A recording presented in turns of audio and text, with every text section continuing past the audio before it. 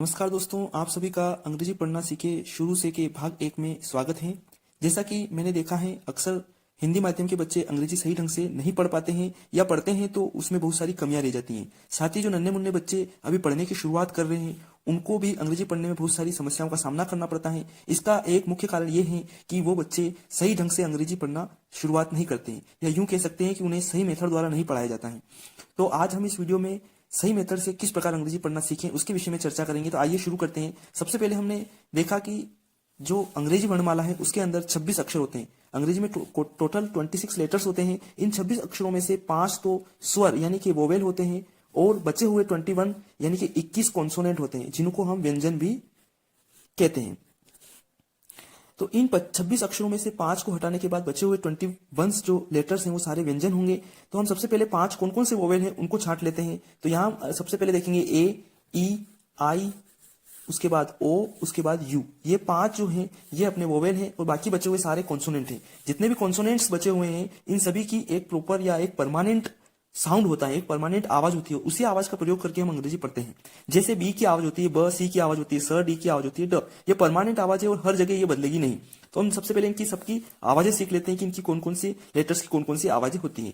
तो सबसे पहले हम यहाँ शुरुआत करेंगे बी से। तो बी की आवाज होती है ब, सी की आवाज होती है स, डी की आवाज होती है ड। अब इन आवाजों को कैसे याद रखें, इसका सबसे सरल तरीका यह है कि इनके जो नाम है, बी का नाम बी है, सी का नाम सी है, डी का नाम डी है, इनके नाम के अंदर ही इनकी आवाजें छुपी हुई है। जैसे हम यहाँ पर इसका नाम लिखते हैं बी, तो बी के अंदर ही हम देखेंगे ब छुपा हुआ है। इसका नाम लिखते हैं सी, तो सी के अंदर ही स छुपा हुआ है। इसका नाम लिखते हैं डी, तो डी के अंदर ही ड छुपा हुआ है। इसी प्रकार से ए, फ, जब हम इसका नाम लेंगे तो इसके अंदर ही फ छुपा हुआ है, इसका आवाज बन गई फ।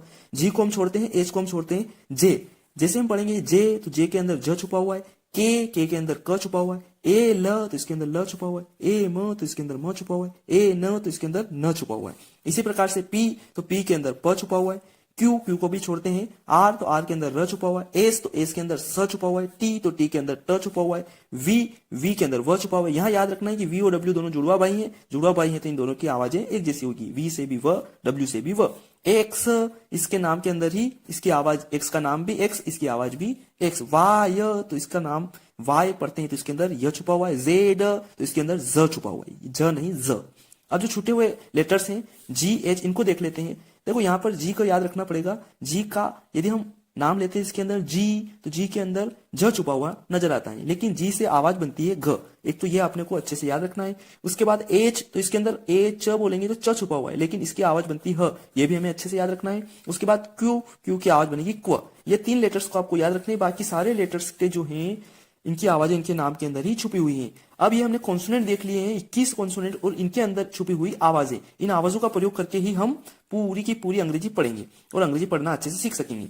यहाँ पर जो वोवेल्स छुटे हुए हैं इनकी कुछ मात्राएं बनती हैं। वो मात्राएं किस प्रकार से काम करेगी, किस वर्ड्स की कौन सी मात्रा बनेगी और उसका प्रयोग हम किस प्रकार से करेंगे, ये आने वाले वीडियो में हम सीखेंगे। तो अभी के लिए इतना ही। इन सारे 21 कॉन्सोनेंट को आपको अच्छे से याद करना है। इस वीडियो को बार बार देखें। बार बार देखने के बाद एक रफ नोट में या एक नोटबुक में इन सब लेटर्स को लिखें और उनकी आवाजें अपने हिसाब से बनाएं और फिर इसको मिलान करें कि सही बनी है कि नहीं। इस प्रकार से हम 2-4 बार प्रयास करेंगे तो इसकी आवाजों को अच्छे से सीख पाएंगे। और इसके बाद हम आगे आने वाले वीडियो में हम ये वोवेल के साउंड्स और उनसे बनने वाली मात्राओं के विषय में चर्चा करेंगे। ठीक है, तो मिलते हैं अगले